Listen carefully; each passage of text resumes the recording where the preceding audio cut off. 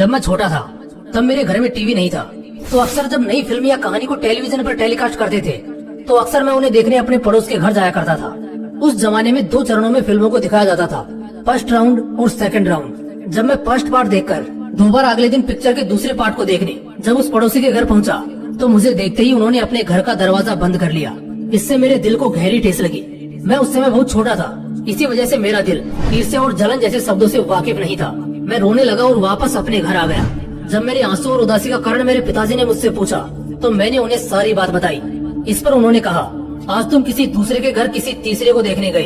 अगर हिम्मत है तो कुछ ऐसा करो जिससे तुम्हें टीवी ना देखना पड़े बल्कि जमाना तुम्हें टीवी पर देखे। उस बंदे का नाम है रजत शर्मा। भावुक होते हुए उन्होंने एक सम्मान समारोह में ये बात कही थी। उसी ठेस से पैदा हुए जुनून के दम पर आज वो टेलीविजन जगत के सबसे मशहूर टीवी एंकर और इंडिया टीवी जैसे चैनल के मालिक हैं, जिनकी हाजिर जवाबी और सोचने की शक्ति इतनी तेज है कि हर कोई उनके इस कला पर फिदा है। आज के युवा को अगर कोई समझाने की भी कोशिश करे तो बात उनके ईगो पर आ जाती है। लेकिन एक हमारा बचपन था जब कभी स्टेशन की पटरियों पर सोने में भी 4 चांटे पड़ते थे। अगर अपनी प्यास को बुझाने की खातिर किसी पब्लिक नल से 2 घूंट पानी पी लिया तो हमें पकड़कर इतना पीटा जाता था जैसे हम बहुत बड़े मुजरिम हो। बीच बाजार हम पर थूका जाता था। सिर्फ मेरे जात के कारण मुझे और मेरे परिवार को बार बार अपना घर बदलना पड़ता। एक समय तो ऐसा आया जब दुकानदार ने ही सामान देने से मना कर दिया। एक घटना मेरे जीवन की सबसे यादगार घटनाओं में से एक है। जब मैं और मेरा भाई दोनों ट्रेन से सफर करके अपने गांव के स्टेशन पहुंचे। वहां से हमारा घर लगभग 30 से 35 किलोमीटर की दूरी पर था। इसी बीच हमारे पिताजी हमको लेने आने वाले थे, मगर किसी काम में उलझने के कारण वो नहीं आ सके। यहाँ कोई भी तांगा वाला हम महार जात के लोगों को सवारी देने से मना कर रहा था। हम अगर गलती से कहीं किसी के शरीर को छू जाए तो हम पर थूक कर हमें भगा दिया जाता था।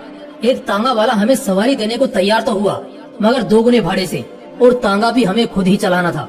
कहते हैं जब आंखें रोती है तो दर्द बाहर आता है, लेकिन जब अंदर की रूह रोती है तो फौलादी जिगरा सामने आता है जो इतिहास बनाता है। ऐसा ही कुछ मेरे साथ भी था। उस दिन मेरी आत्मा अंदर से रोने लगी और अब मैं उस हथियार की तलाश करने लगा जिससे इस जात के नाम पर होने वाले जुल्मों को खत्म किया जाए। ढूंढने पर मालूम पड़ा वो हथियार था एजुकेशन, यानी शिक्षा। कुछ वर्ष बाद मैं बाहर गया जहाँ से मैंने लॉ की पढ़ाई की और मैं इतना तो काबिल हो गया था कि अपने और अपने समाज के हक के लिए लड़ सकूं। मेरे पास 2 रास्ते थे, विदेश में हमेशा के लिए सेटल हो सकता हूँ या वापस अपने देश में जाकर अपने जैसे दूसरे महार जातियों के चरित्र पर लगे जात के नाम का झूठा कलंक मिटा सकता हूँ। दोस्तों, उस महान इंसान का नाम है डॉक्टर भीमराव अम्बेडकर। और उन्होंने आगे क्या किया ये तो आप सभी को मालूम ही है। मैं बहुत काला था, किसी भी एंगल से एक एक्टर तो बिल्कुल नहीं लगता था। माँ के अलावा किसी और को जरा भी यकीन नहीं था कि मैं हीरो बनने के लायक हूँ। अफसोस मेरी एकमात्र स्ट्रेंथ मेरी माँ भी मुझे छोड़ गई और पापा तो बहुत पहले ही छोड़ गए थे। सिर्फ 50 रुपए के साथ मैं मुंबई आ गया और आलम ऐसा बना कि वापस जाने तक के पैसे नहीं बन रहे थे। बस यही सोचा कि मुंबई एक बहुत बड़ा शहर है, यहाँ कुछ 1.5-2 साल काम करूंगा और फिर चला जाऊंगा। लेकिन आज मुझे इस इंडस्ट्री में काम करते करते 30 साल गुजर चुके हैं और आज भी मेरा वो 1.5-2 साल पूरा नहीं हुआ। ये बात तो बिल्कुल सही है, अगर किसी चीज को दिल से चाहो तो पूरी कायनात उसे तुमसे मिलाने में जुट जाती है। दोस्तों, वो इंसान है world legendary actor king Khan, Shahrukh Khan. जब वो लड़का पैदा हुआ तो अपने शुरुआती 4 साल तक कुछ भी नहीं बोल पाया। आमतौर पर जब कोई बच्चा जन्म लेता है तो 1.5 से 2 साल में ठीक ठाक चलना और बोलना सीख ही लेता है, लेकिन न जाने क्यों वो लड़का शुरुआती 4 साल तक कुछ भी नहीं बोल पाया। माँ बाप परेशान थे, लेकिन कुदरत के सामने वो भी मजबूर थे।